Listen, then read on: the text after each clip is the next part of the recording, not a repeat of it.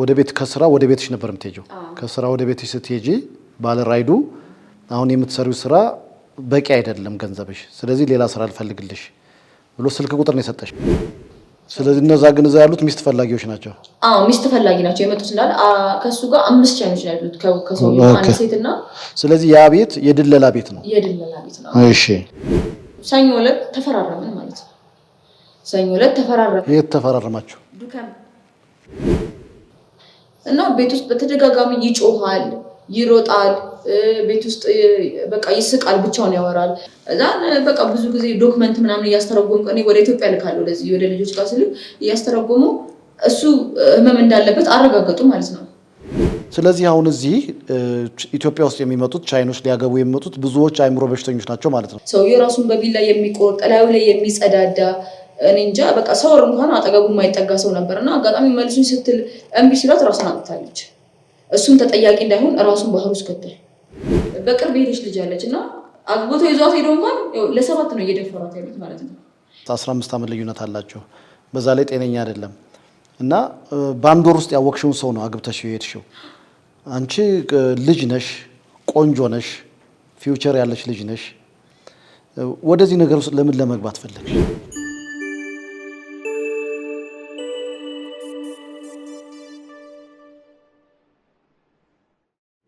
ሰላም ጤና ይስጥልኝ የደሬ ካናዳ ሚዲያ ተከታታዮች ዛሬ ደግሞ ወደ ዱከም ባለ ታሪክ ይዤላችሁ ቀርብ ያለው ከዱከም ውስጥ እንደዚህ አይነት ታሪክ ይሰራል ብላችሁ የማታምኑት ታሪክ ተፈጥሯል ይሄንን ታሪክ ወደ እናንተ ይዤላችሁ ቀርብ ያለው ባሪ ታሪኳም በመካከላችን ትገኛለች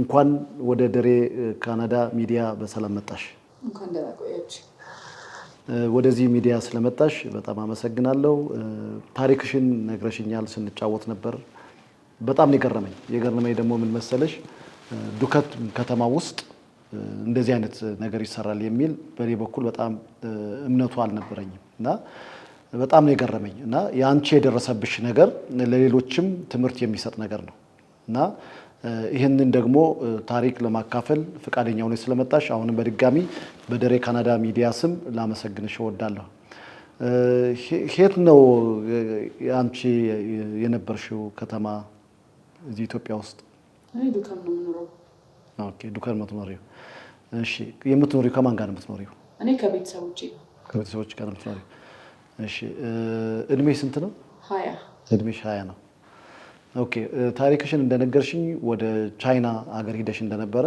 ቻይና ደግሞ ቆይተሽ ወደ ኢትዮጵያ እንደተመለሽ አጫውተሽኛል እስኪ ወደ ቻይና ከመሄድሽ በፊት ቻይና ልትሄጂበት የቻልሽውን መንገድ ብታስረጅኝ እንዴት ነው ከቻይና ሰዎች ጋር የተገናኘሽው ማን ነው ሲያገናኘሽ ወደ ቻይና ስትሄጂበት ያለው ምክንያቱ ምንድነው እሺ አመሰግናለሁ እና እኔ በመጀመሪያ አጋጣሚ ስራ ወደ ቤት ከስራ ወደ ቤት ሄድኩ ነበር ከዛም በኋላ አገራችን ላይ ባጃጅ ከ12 ሰዓት በኋላ አይቻልም እና በራይድ ነበር የተጠቀምኩ ነበር አገራችን ማለት ዱከም ውስጥ ከ12 ሰዓት በኋላ ባጃጅ አይቻልም ከዛም በራይድ ነበር የተጠቀምኩ የነበረው አጋጣሚ ባለራይዱን ብዙ ጊዜ ያውቀዋለሁ እናት ለምን ይሄንን ስራ ትተሽ ለምን አሪፍ ብር የሚያስከፍልሽኝ የቻይና ምግብ መስራት ረዳት ለምን አትሆኚ ማለት የምትሰሪውን ስራ ትተሽ ሌላ ስራ ልፈልግልሽ እሺ የምትሰሪው ገንዘብ አጥጋቢ ስላልሆነ ስላለኝ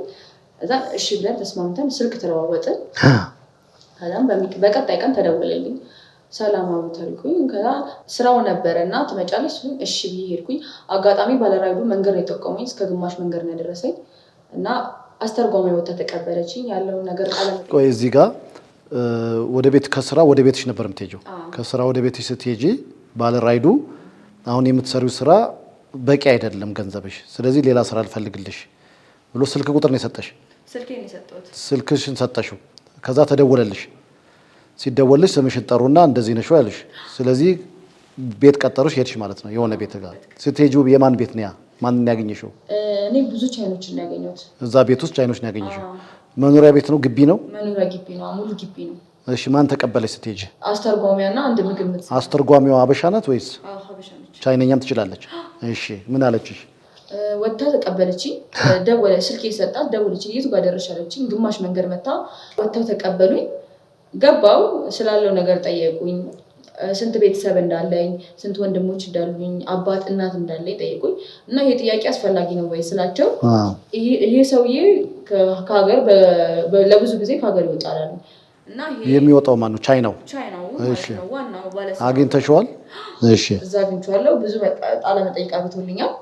ምንድን ነው የጠየቅሽ ጥያቄ? ቤተሰብ እንዳለኝ እሱ ላስተርጓሚ ባስተርጓሚ ኦኬ አስተርጓሚ ለኔ በአማርኛ ነገር እኔ ደግሞ ያለኝን ነገር ለሷ ነግራታለሁ። እሺ ከዛም በኋላ ይሄንን ቤት ጥሎ ስለሚወጣ ይሄ ነገር ለአንቺ መረጃ ነው ምናምን ነገር አለ። ጥሎ የትኛውን ቤት ነው ጥሎ የሚወጣው? ከሀገር ይወጣል። ያን ሙሉ ግቢ ጥሎ ይሄዳል። ዱከም ያለውን ቤት እና ቤት ውስጥ ብዙ መረጃዎች አሉ፣ ብዙ የቤት ዕቃ ስላለ ይሄ ነገር ተጠያቂ እንድትሆኑበት ነው አሉን ማለት ነው። ተጠያቂ ማለት እቃ አሁን እሱ ሲወጣ ምናምን ነገር ከሀገር ሲወጣ እኛ ብቻ እነዛ ቤት ውስጥ ምንም ነገር እንዳይጠፋ ሰው እንዳናስገባ ማለት ነው። ኦኬ ስለዚህ ኃላፊነት አለሽ ነው። ኃላፊነት እንደሚሰጠኝ እሺ። ከዛም በአጋጣሚ ያንን ቃለ መጠይቅ ጨርሼ ወደ ቤት ሄድኩኝ። በሶስተኛ ቀን ተደወለልኝ። ሄድኩኝ። በሶስተኛ ቀን ሲደወለልኝ ቆይ ከመጣሽ በኋላ ወደ ቤት ሄድሽ? እንደገና ጨርሼ ወደ ቤት ሄድኩ። እንደገና በሶስተኛው ቀን መጣሽ? አዎ ሄድኩኝ ማለት ተደውሎልኝ ሄድኩኝ።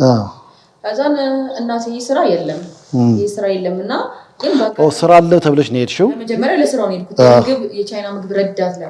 ኦኬ ስለዚህ በሶስተኛው ቀን ስትመለሺ ያ አለ የተባለው ስራ የለም አሉሽ? የለም። እሺ። እና ይሄ ስራ የለም ግን ለጊዜው አንቺ ፍላጎቱ ካለሽ አግብቶ የሚወስድሽ ቤተሰቦችሽን በየጊዜው የሚረዳ ጥሩ ተከፋይ ያለው ቤት ያለው መኪና ያለው አግብቶ የሚያስደርጋው የሚወስድሽ ሰው አለ አሉ። እና እንደዚህ አይነት ነገር ለቤተሰቦችሽ ሽምግልና ይልካል። የኢትዮጵያን ባህል በጠበቀ ሽምግልና ይልካል። ጥሎሽ ይጥላል ተባልኩ። ኦኬ የምታገቢውን ባል አሳዩሽ? በመጀመሪያ አላየሁትም ነበረ። እሺ በሶስተኛው ቀን ስትመለሽ ግን አሳዩሽ? እዛ መጀመሪያ ቀን ሲሄድም ብዙ ቻይኖች ነበሩ።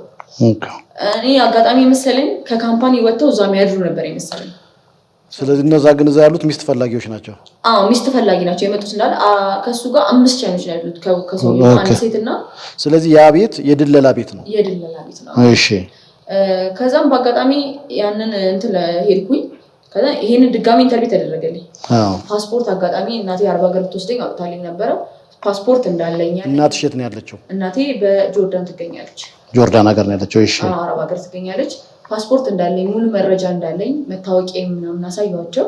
ከዛም በኋላ ይሄንን ጉዳይ በቃ ላስብበት ስላለው ነገር አውተን ላስብበት ብዬ ወደ ቤት የተመለሱ እና ብዙ ቀን አስቤበት ያው እናቴን ብዙ አመት ስለኖረች እዛ እናቴን ቤት ገዝቼ ከዚህ ነገር ለመገላገል ነገሮችን አስቤበት ሄድኩኝ ማለት ነው። ደውዬላቸው ሄድኩኝ።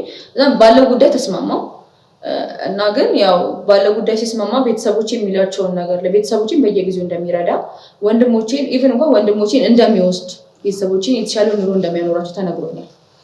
ከዛም በዚህ ጉዳይ ተስማማን። ሰውየውንም አየሁት ይሻላል ብዬ መርጫለሁ በፍላጎቴ ማለት ነው። ሲያይሽ ምን አለ ሰውየው? አሁን አንቺ ስቴጅ ባልሽ እሱ ነው ሚስትህ እሷ ናት ተብሎ ነው የተገናኛችሁት። እንደ ፋሚሊ አሬንጅ ሜሪጅ አይነት ነገር ነው የሆነው ማለት ነው። ስለዚህ እሱ ሲያይሽ ምንድን ነው ወደደሽ? እኔ ወድጃታለሁ። ትሁን አለ ቀልጣፋ ልጅ ትሁን አለ። አንቺስ ወደድሽው? እኔ ከሌሎቹ እዛ ካሉት እሱ ስለሚሻል እሱን መረጥኩኝ። ኦኬ ካሉት የተሻለው እሱ ነው። እድሜውስ? እድሜው በሰዓቱ ስንት ነው ያሉኝ መሰለ? በዛ በሰዓቱ 30 ዓመት ነበር ያሉት። እሺ ተስማማን። ቀኑ ሮብለት ነበረ። ከዛ ለቅዳሜ ሽምግልና እንደሚወጡ ጠዋት ተነገረኝ። ወደ ቤቴ ሄጄ ያለውን ነገር አዘጋጅቻለሁ። ግን ለቤተሰቦቼ ያው ሙሉ ግቢ ውስጥ ነው የምንኖረው፣ ግን የተለያየ ቤት ውስጥ ነው የምንኖረው ቤተሰብ ማለት ነው። ብዙ ፋሚሊ ነው ያለው። ከዛ ለአክስቶቼ የተናገርኩኝ ዓርብ ዕለት። ከዛ ቅዳሜ መጡ ሽምግልና እና ያለውን እንደ ሽምግልና ገቡ። ቁጭ አሉና ተጨዋወትን። ወደ ጥያቄ መታወቅ ተገባ እና በቤተሰባችን ውስጥ አንድ የተማረ ሰው ነበረ። በጣም ጥያቄ ብዙ እኛ ልጃችን እንዴት ነው አምነን የምንሰጣችሁ? ምንድነው ማስተማመኛችን? የት ትገባላችሁ? ጉዳዩ በህጋዊ ነው አላቸው። በጣም ብዙ ጥያቄ ጠይቃቸዋል። ሁሉ ነገር አስረዱ። ያለውን ቤተሰብ እንደሚረዱ ብዙ ነገር አውርተዋል ማለት ነው።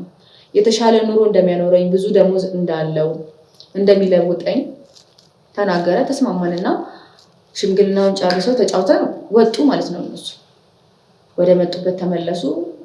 ሰኞ ዕለት ተፈራረምን ማለት ነው። ሰኞ ዕለት ተፈራረምን። የት ተፈራረማችሁ? ዱከም።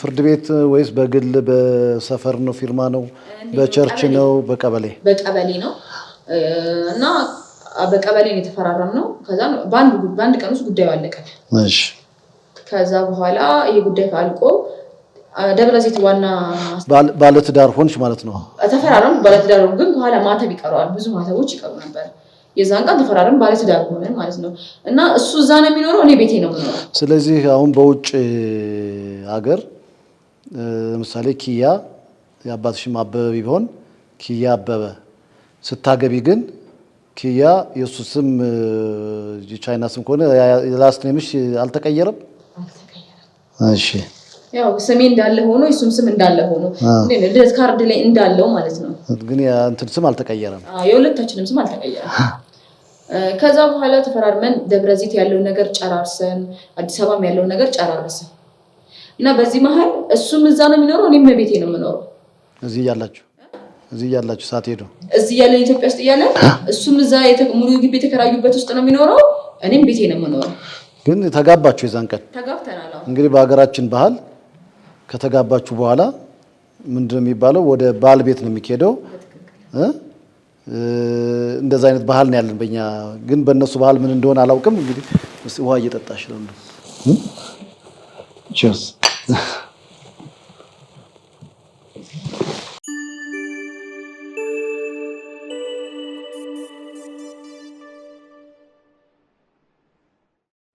ውድ ተመልካቾቻችን ደሬ ሚዲያ ተከታታዮች እንግዲህ ፕሮግራማችን እንደቀጠለ ነው እንደምታዩት በዱከም ከተማ ውስጥ የተደረገ ታሪክ ነው አሁንም ፕሮግራማችንን እንቀጥላለን እንግዲህ እንደተከታተላችሁት ኪያ አግብታለች ካገባች በኋላ ደግሞ የሚቀጥለው ምን አጋጠማት ወደ ኪያ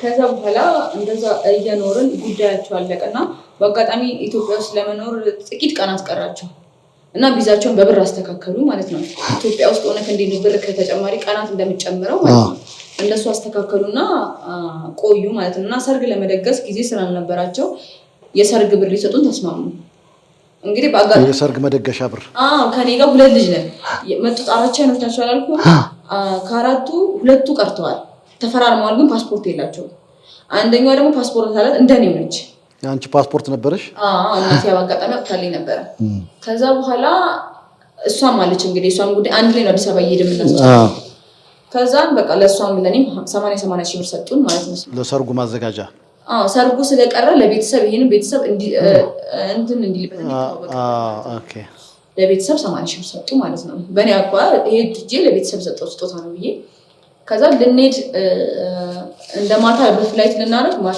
ቃል ላይ ተፈራረምን ማለት ነው ያ ምንድነው ቀለበት ስለገዛልኝ 200 ሺህ ብር ለጥሎሽ እንደሰጠ 80 ሺህ ብር ደግሞ ለሰርግ እንደሰጠ አርግቶ ተፈራረምን ማለት ያንን ስለመውሰድ እንዴነው ኃላፊነት ያንን ስለሰጠኝ እንትን እንዳለኝ ማለት ነው ቀለበቱ አለ አሁን ላይ ቀለበቱ የለም እሺ ወስደውታል እና ተፈራረምን እና ሌላ ወረቀት ነበር እሱ ምንድነው በቻይንኛ ነው የተጻፈው ያ ወረቀት ምንድነው ብሎ ያነበበልን ባልተመቸኝ ሰዓት ቤተሰቤ የሆነ ነገር ቢደርስበት የሆነ ነገር ቢፈጠርብኝ እንደሚመልሰኝ እዚህ ሀገር የሆነ ነገር ፋሚሊ ላይ እንደሚያልስማ በአማርኛ የተጻፈው ውል በቻይንኛ እሺ አስተርጓሚው ነገረ እንደሱ መሆኑን አውቆ የኔ ቤተሰቦች ፈርሟል አክስቴ ፈርማለች ቻይና ፈርሟል ዋናው ቻይና ፈርሟል እና ያ ወረቀት ምንድነው የሚለው መሰለህ ከጊዜ በኋላኛ እንዴ ነው ባለስማማ የራሴን ትኬት ቆርጬ እንድመለስ ምንም አይነት ኃላፊነት እንደማይወስድ ነው ወረቀቱ ነው ኦኬ መጀመሪያ ግን በቻይንኛ የተነገራችሁ ውሉ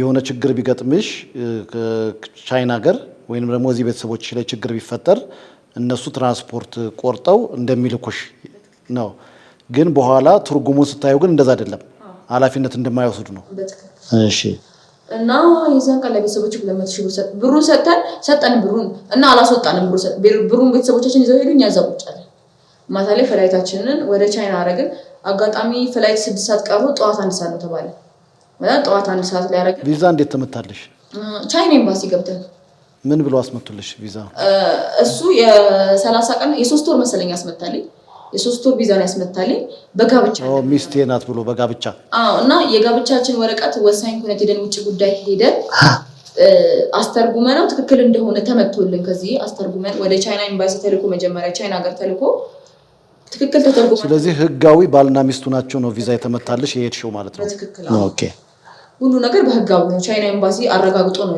እንድገባ የተፈቀደ ግን ይሄ ሁሉ ጋብቻ ሲደረግ በስንት ጊዜ ትውውቅ ነው በአንድ ወር ጊዜ ነው እሺ ከዛ በኋላ ጉዳያችን ጨርሰን ሄደን ማለት ነው እና አጋጣሚ እዛ ከደረስን በኋላ አየሩ ቀዝቃዛ ነው ዝናብ ነው የበረራ አሁን ወደ እነሱ ሀገር ለመሄድ ደግሞ ሌላ በረራ አለ ሌላ የባቡር ማለት ነው ኦኬ እና ውጪ ላይ አደረን አልጋ ያዙን ኤርፖርት ደረሳችሁ ከኤርፖርት ወጣ ነው ከዛ በባቡር ነው የምትሄዱት በመኪና 3 ሰዓት ያህል ተጓዝን ጣቢያው ጋር አደረን አልጋ ለምን አልያዛችሁም ብር የለንም ኦኬ ብር የለንም ብለው እዛው ጋር አደረን እንግዲህ ከዚህ ኢትዮጵያ ላይ ማታ የበላው ነው ምግብ ራሱ ማለት ባቡር ስቴሽን አደራችሁ ባቡር ጣቢያው ላይ አደረን ነው ውጪ ላይ ከዛን ሄድን ወደ ቤት በአጋጣሚ እኔ ድካም ላይ ስለነበርኩ ቤተሰብ መጥቶ ነው የተቀበሉኝ አባት እናት የሱ አባት እናት እና ያጎት ልጅ መጥተው አበባ ሰጥተው ነው የተቀበሉኝ ከዛ በኋላ 2 ቀን ምናምን እነሱ ሳላገኛቸው እኔ ከመኝታ ቤት ሳልወጣ እረፍት አደረኩ ማለት ነው የሱ እናትና አባት እሺ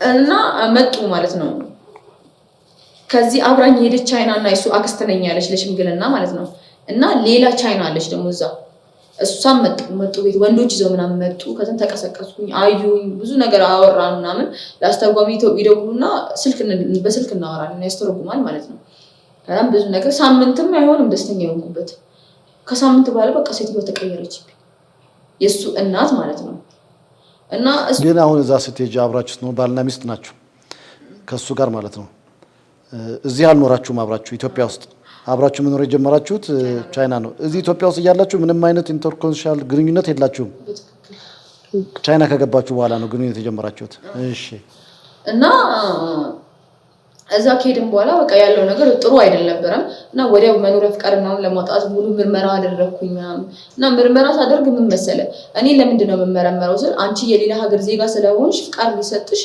ሙሉ ህክምናሽ መታወቅ አለበት ተባለ በዛ አጋጣሚ እንግዲህ ኢትዮጵያ ላይ ብቻ ነው ኤችአይቪ ምርመራ የተመረመረው የሱ ምርመራ አልተመረመረም መኖሪያ ፍቃድ የተቀጠረ ለ15 ቀን በቃ እናትየው እኔ በጣም ብርድ እያጠቃኝ መጣ ልብስ አልገዙልኝ ምንም እኔ ከኢትዮጵያ አየራችን ቀዝቃዛ ስላልሆነ በሰዓቱ የሚለበሰው ልብስ ነው ይዤ ሄድኩት ከዛ በቃ ልብስ አልገዛም አሉ በጣም የታመምኩ መጣ ብርድ ማለት ነው ከዛ ኢትዮጵያ ላይ ደውዬ ለደላላው አስተርጓሚ እንዲገዙልኝ ተናገርኩ በቃ አንድ ሱሪ ጃኬት ተገዛልኝ ማለት ነው እንግዲህ ይሄ ሁሉ ሲደረግ እናትየው ምንም አይነት ደስተኛ አይደለችም ምን ልበል ይሆናል አይደለ ትዳር ማግባት ስላለበት ልጅ መውለድ ስላለበት ነው እንጂ ፈልጎ አይደለም እና ቤት ውስጥ በተደጋጋሚ ይጮሃል ይሮጣል ቤት ውስጥ በቃ ይስቃል ብቻውን ያወራል ሰው እንዴ ነው ጥያቄ ሲጠይቅ በእጅ እንደምትመልሰው አጠገብ ሳይሆን እና ብዙ ጊዜ ሲያወራ ሰማዋለና ሲያወራ እኔ በማስተርጎም የተረጉማለና ለምንድን እንደዚህ ምናምን ተለስለ እኔ ብዙ ጊዜ ህክምና ላይ ነበር የቆየሁት እና አሁን ላይ ከሰው ጋር መቀላቀል እንደምችል ተፈቅዶልኝ ነው ወደ ቤት የገባሁት እናቴ ለዛ ነው የምትንከባከበው የምትወደኛል እና ለቤቱ አንድ ልጅ ነው እሱ ሌላ ልጅ የላቸውም እሺ እዚህ ጋር ወደ ኋላ ልመልስሽና አንቺ ኤችአይቪ ምርመራ ሁሉን እዚህ አርገሻል እንደገና ቻይና ከገባሽ በኋላ ሙሉ ምርመራ አስደረጋል እሱስ እዚህ ኤችአይቪ ምርመራ አድርጓል ሙሉ ምርመራ አድርጓል ኤችአይቪ ብቻ ኤችአይቪ ግን አድርጓል እሺ ኤችአይቪ ምርመራ አድርጓል አሁን ደግሞ ልመለስና ወደ ቻይና እዛ ከገባሽ በኋላ በባለቤትሽ ላይ ያየሽው ባህሪ አለ ያንን ባህሪ እዚህ አይተሽበት ነበር ኢትዮጵያ ውስጥ እዚህ አይናገርም ሽምግልና ራሱ የመጣ ጊዜ ጻጥ ነው የሚለው ከሌሎቹ ሁሉ እሱ በጣም ዝምተኛ ነው ኦኬ ግን እዛ ቻይና ከሄድሽ በኋላ አብራችሁ መኖር ስትጀምሩ ይሄን አይነት ባህሪ እንደዚህ አይነት ስታይበት ምን ተሰማሽ እኔ እንጃ እኔ ማሚ ጋር ደወልኩና እናቴ ጋር እንደዚህ መስላት አይ ብርድ ስለሆነ እንትን እያለ ነው አለች ያው እሷ እኔን አይምሮ ለመጉዳት ነው አውቃለች ላለመጉዳት ነው እዛ በቃ ብዙ ጊዜ ዶክመንት ምናምን እያስተረጎምኩ እኔ ወደ ኢትዮጵያ ልካለሁ ለዚህ ወደ ልጆች ጋር ስል እያስተረጎሙ እሱ ህመም እንዳለበት አረጋገጡ ማለት ነው ማን ያረጋገጠው አንድ አስተርጓሚ ያለኝ እኔ አብሬ ድርጅት ምሳሌ ለሱ ላኩለት አጋጣሚ ስትርዳኝ እንደዚህ ነው ስለው አገዘኝና ይሄ ነገር ትክክል እንዳልሆነ ነገረኝ ግን ወደ ሰው መጠጋት ከሰው ጋር መኖር እንደሚችል ተረጋግጧል አገግሙ ግን እዛ አሁን አብራችሁ ስትኖሩ ቻይና መድኃኒት ሲወስድ ተከታታይ አላየሽውም? የሚወስደው መድኃኒት አለ የሚወስደው መድኃኒት ግን አላ የሆነ ሁሉ ነገራቸው በራሳቸው ቋንቋ ስለሆነ ስለዚህ ትንሽ አይምሮ ህመም እንዳለበት ተረድተሻል ማለት ነው እዛ ከገባሽ በኋላ።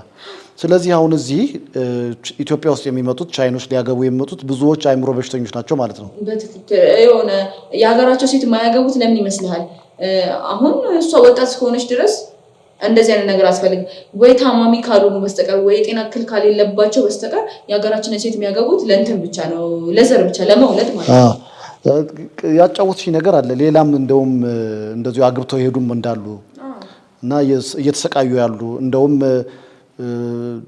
የሆነ እንደ ዳይፐር ሁሉ የሚያደርጉ ራሳቸውን ከታተንት የማይችሉ እኛ ከመሄዳችን በፊት ሰውየው ከዚህ አጋጣሚ እኛ የሌሎቹን እኛ አይተን እንዴት ነው ታይና ምናምን እኔ ስለም ቤተሰቦችን ያለውጥን በላ ከሄደች በኋላ ሰውየው ራሱን በቢላ የሚቆርጥ ላዩ ላይ የሚጸዳዳ እኔ እንጃ በቃ ሰው እንኳን አጠገቡ የማይጠጋ ሰው ነበርና አጋጣሚ መልሱን ስትል እምቢ ሲላት ራሱን አጥታለች።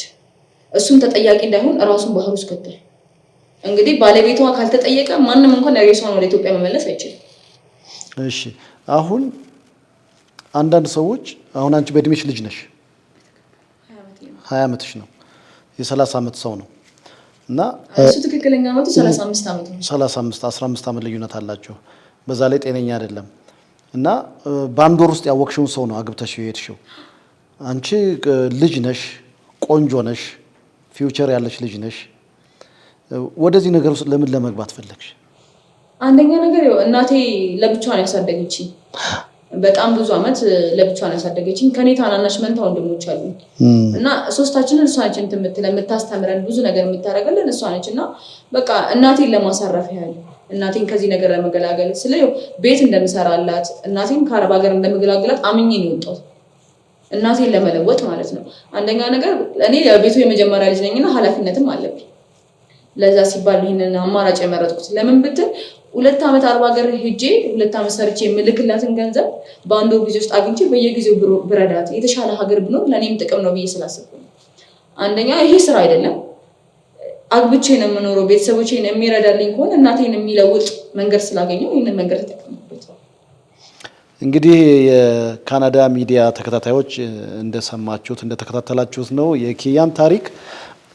የቤቷ ውስጥ የመጀመሪያ ልጅ ነች እና ኃላፊነት ጫና ወድቆባት ነው እናቴንም እረዳለሁ ራሴንም እረዳለሁ ከማይሆን ስራ ከምሰራ መንገድ ላይ እዚህ ኢትዮጵያ ውስጥ ከምወጣ ትዳር ይዤ ራሴን ባሸንፍ ቤተሰቤንም ብረዳ ለሀገርም ሸክም ካለመሆን የተነሳ በሚል ወደዚህ ነገር ውስጥ ከገባሽ በኋላ ያጋጠማትን ታሪክ ነው እያጫወተችን ያለ ነውና ከእህታችን ከኪያ ብዙ ወጣት ልጆች ሴቶች ልጆቻችን እህቶቻችን ከሷ እንደምትማሩ ተስፋ አደርጋለሁ።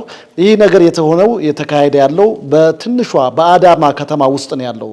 አዲስ አበባ ውስጥ እንግዲህ ብዙ ያልታዩ ብዙ እየተደረጉ ያሉ ታሪኮች ሊኖሩ ይችላሉ። ወደፊት እንደዚሁ ባለ ታሪክ ያላችሁ ሰዎች እየወጣችሁ ሪቬል እንድታደርጉ እንድትገልጹና ለሌሎች ደግሞ ማስተማሪያ የሚሆን ነገር ይዛችሁ እንድትመጡ እናበረታታችኋለሁ። ስለዚህ አሁን ወደ ኪያ ታሪክ እመለሳለሁ።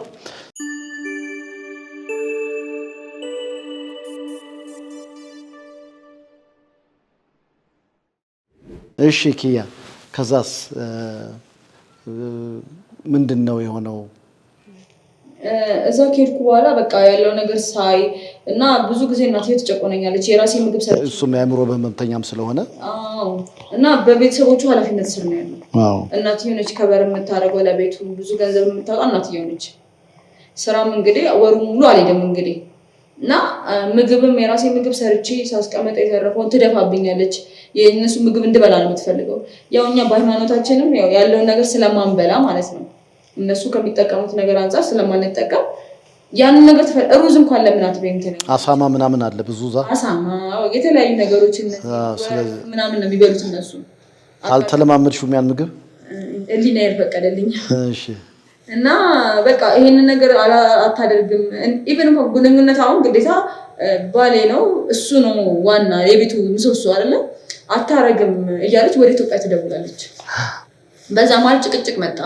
እኔ አንደኛ ነገር የኔ ቤተሰቦች በትዳራችን መሀል አይገቡም። ለምንድን ነው የምትገባው እላለሁ።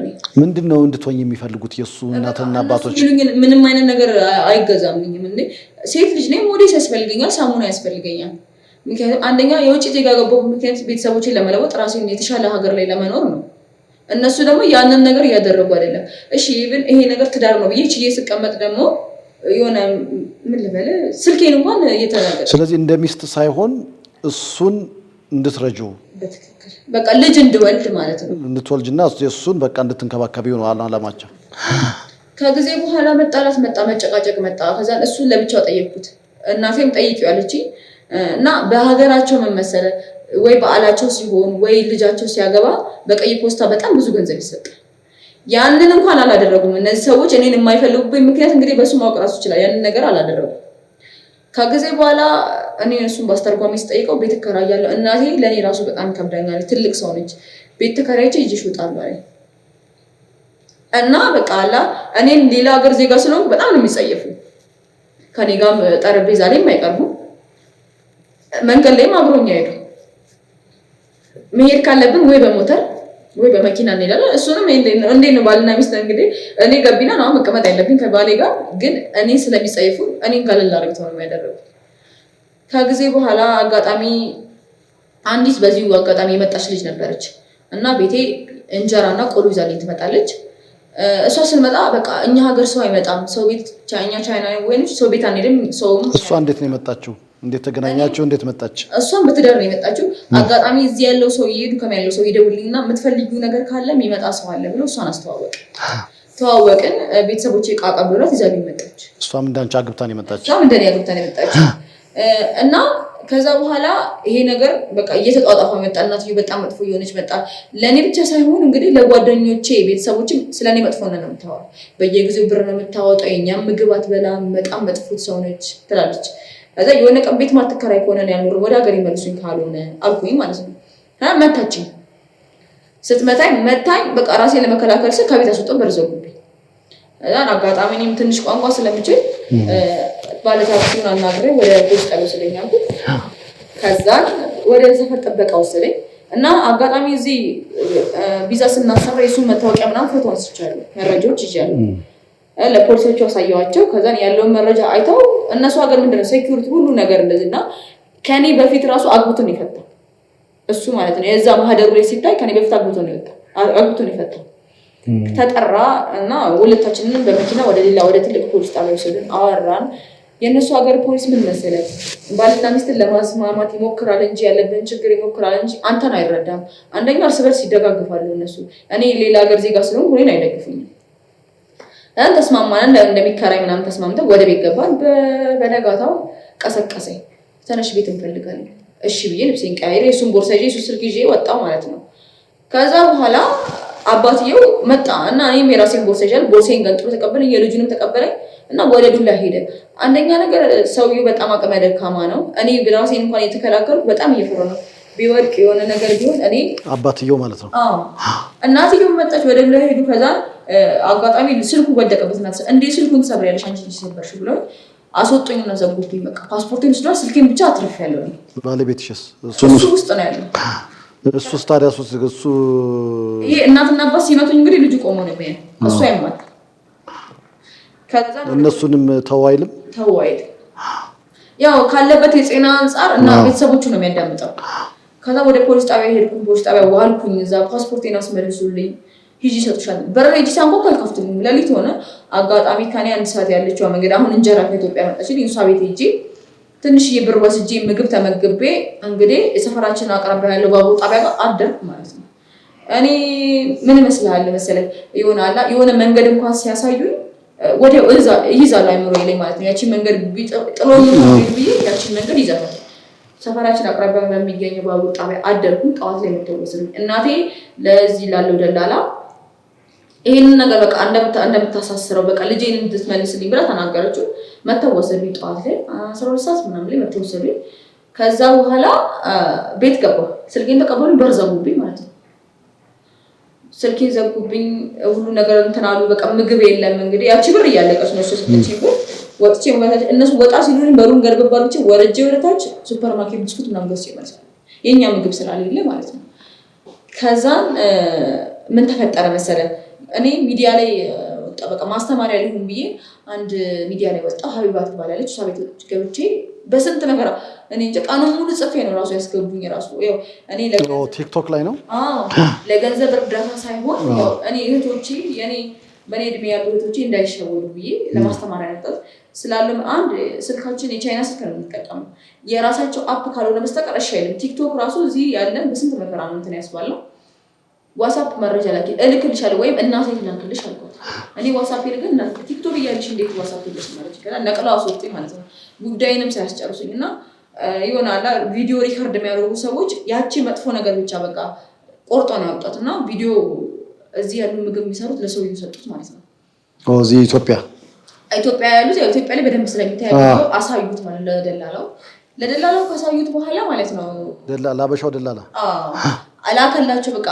እኔንም አንድ ላይ ግሩፕ አሰሩኛል ዊቻት የሚባል አለ ያወራሉ ያለው ነገር ይላላካሉ ምናምን ከዛ በኋላ በቃ ነገሮች በጣም ተወሳሰቡብኝ እናቴን ሳላገኛት ስቀር በቃ ራብ አለ ብዙ ነገር ሲኖር በቃ ራሴ ለማጥፋት ሙከራ አደረኩ ማለት ነው አጋጣሚ ይሄንን ቪዲዮ አሳይተው ፖሊሶች መጡ ማለት ነው ፖሊሶች መጡ እንግዲህ ምንድነው እኛ ከኢትዮጵያ ጋር ጥሩ ግንኙነት ነው ያለን አንቺ ደግሞ ቻይና መጥፎ እንደሆነች እያወራች ስለሆነ ተብዬ ታሰርኩ ማለት ነው እዚህ ጋር ራስሽን ለማጥፋት ለምንድነው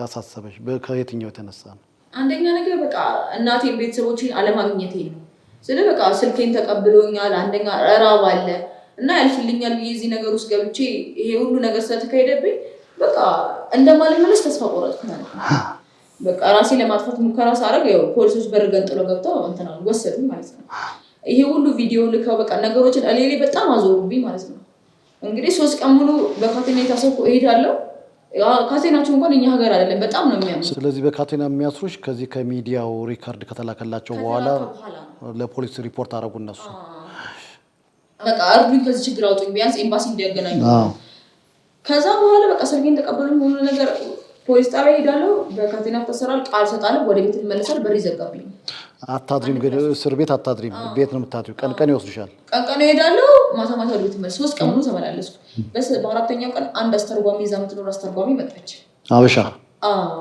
እዛ ቦታ የምትኖር ልጅ ወለደች ነች ከዛ በኋላ አስተርጓመች በቃ አስተባበረችልኝ እሷ ምንም ነገር ሳታውቁ አትምጡ ያለውን ነገር ሳታጣሩ አትምጡ ነው እንጂ ሌላ ነገር መጥፎ ነገር አላወራችም ተባለ ማለት ነው ይሄንን አይተው ጉዳዩን እንትናሉና እዚህም የረዳንቺ ሌላ የደብረዘይት ልጅ አለች እሷም ጉዳዩን ለፖሊሶች የደረሳቸው ሚዲያው ምን አልሽ ተብሎ ነው ምንድነው እኔና ኢትዮጵያና ቻይና ጥሩ ነገር ነው ያላቸው አንቺ ደግሞ ቻይና ሰው እንደሚገልጥ መጥፎ እንደሆነ ነው ያወራሽው ስለ ቻይና ብዙ መጥፎ ነገር አውርተሻል ነው ኦኬ ቻይና ሀገር ላይ በጣም እየተሰቃየው እንደሆነ የቻይናን ስም አጥፍተሻል ነው የቻይናን ስም አጥፍተሻል ከዛን በቃ ያ አስተርጓሚው እንደዛ ካስተባበለችልኝ በኋላ በቃ ስልክ እንዲሰጠኝ ምግብ እንዳይከለክሉኝ ፈርመው ወደ ቤት ሄድን ማለት ነው በዛ አጋጣሚ አንድ ጋዜጠኛ አግኝቼ እንደውም ኤምባሲ ያገናኘኝ ማለት ነው ሚዲያ ላይ ወጥቼ እዛን ኤምባሲ ተደወለ ያለውን መረጃ ላክንላቸው እኛ ቤጂንግ ነው የሚገኘው የኢትዮጵያ ኤምባሲ እኛ ከባልሽ ጋር እንዳይመታሽ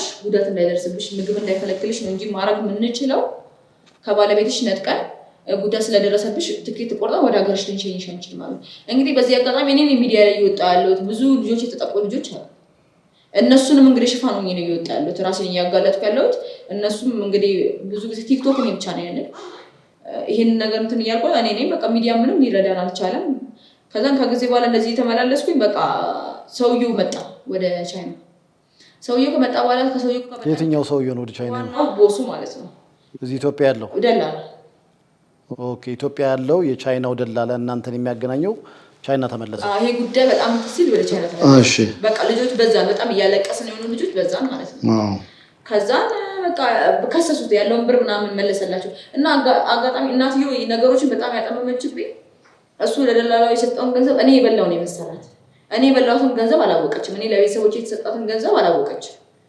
ከዛም በቃ ብራቸው መለሰ ከሰሳቸው ያው የሆነ ወረቀት አመጡ ያ ወረቀት ምንድነው ከዚህ ወረቀት ጋር አሁን ቅድም መግቢያው ላይ እንዳወራሁት እንደሚመልሰኝ ነው የተወራ ግን ያ ምንድነው የሚለው በራሴ ትኬት ቆርጬ እንድመለስ በቻይናኛው የሚለው እንደዛ ነው ከዛ ወረቀት አስፈረም ቀለበት እንድመልስ ስልክ እንድመልስ እና በቃ በራሴ ትኬት ቆርጬ እንድሄድ ነው የሚለው ማለት ነው።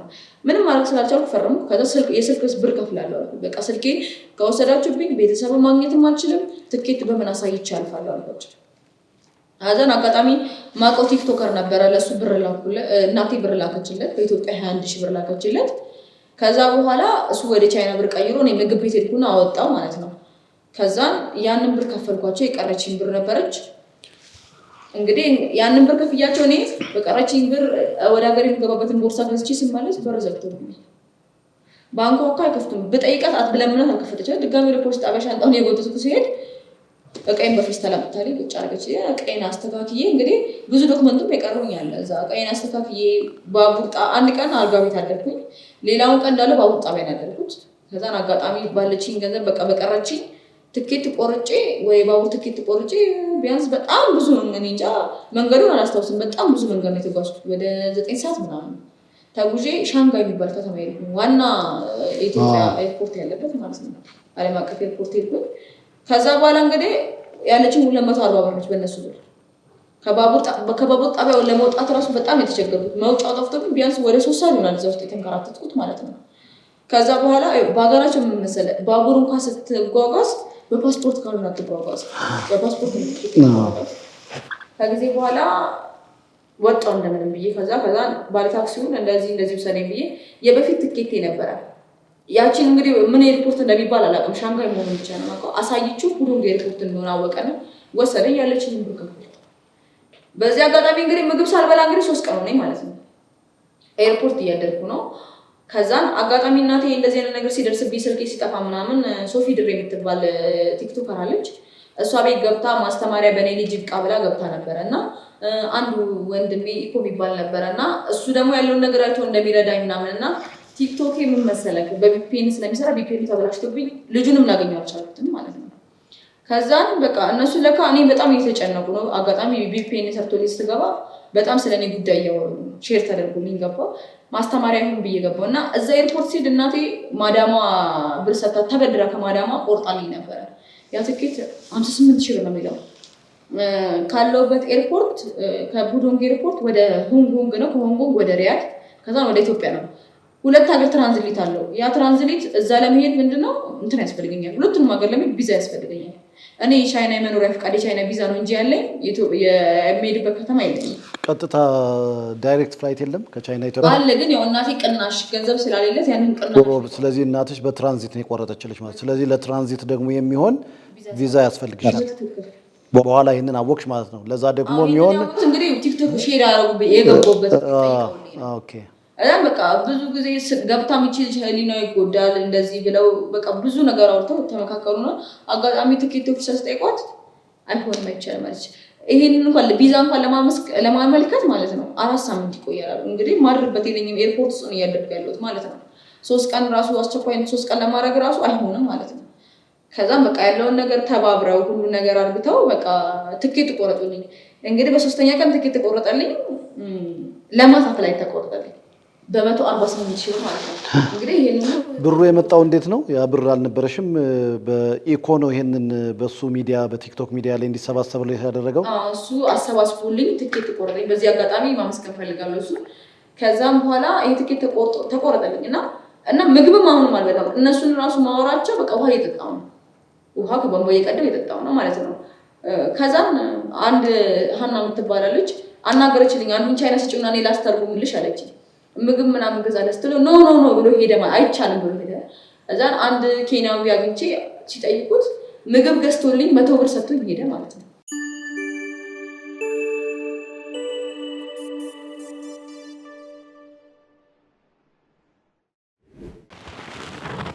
እንግዲህ ደሬ ሚዲያ ተከታታዮች አሁን ከኪያ ጋር እያደረግን ያለ ነው። ታሪኳን እያወራች ነው ያለችው። በጣም በከተማው ምንድነው በዱከም ከተማ ውስጥ የተደረገውን ማለት ነው እና እየተደረገ ያለውን ነገር አይታችኋል። እና በዚህ አጋጣሚ በቲክቶክ ሚዲያ በተለያየ ሚዲያ ላይ እርዳታ ያደረጋችሁላትን ሰዎች በሙሉ ከኢኮ ሌላ ማን ነው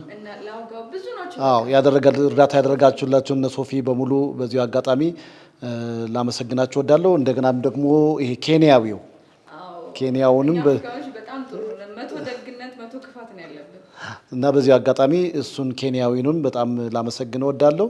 እና አሁንም ወደ ታሪኩ እቀጥላለሁ። እሺ ከዛ በቃ ትኬት ተቆርጠልኝ እና ይህን ኬንያ ምግብ ሰጡኝ። ፍላይቴ ማታ ደረሰ። በቃ ብዙ ጊዜ ምን ልበል በቃ በቲክቶክ እንዳተኝ እንቅልፍ እንደዚህ እንግዲህ አልተኛውም። ያኑ ወደ 5 ቀን ምናምን ይሆነኛል ሳልተኛ ራሱ በቃ በማለት እንትን እያልኩ ነው። ምን ልበል በጣም እንጃ ኢትዮጵያውያን ስንባል ምን እንደገገሙ በዚህ ነው። እንዳተኝ እንቅልፍ እናቴ ጋር እንኳን እየደወሉ እንቅልፍ እንዳይወስዳት ተባለ።